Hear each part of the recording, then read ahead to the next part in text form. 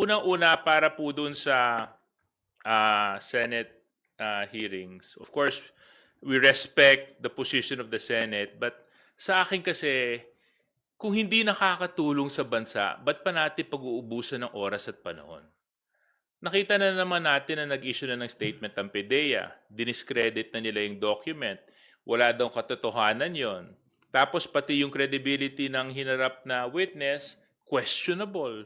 So sa akin, kung yun na yun, di yun na yun. Ba't pa natin bibigyan pa ng more attention? Why don't we focus our efforts, our resources in more important matters such as the rice tarification law, amending it? Why don't we focus our attention in going against those price manipulators, those hoarders, those scrupulous businessmen behind the increase in rising prices na nagpapahirap sa buhay ng bawat Pilipino? Bakit hindi natin tutukan yung mga problema na hinaharap ng ating bansa na mas may kinalaman sa pag-angat ng antas ng buhay ng ating mga kababayan? So sa akin, this is a mere political circus.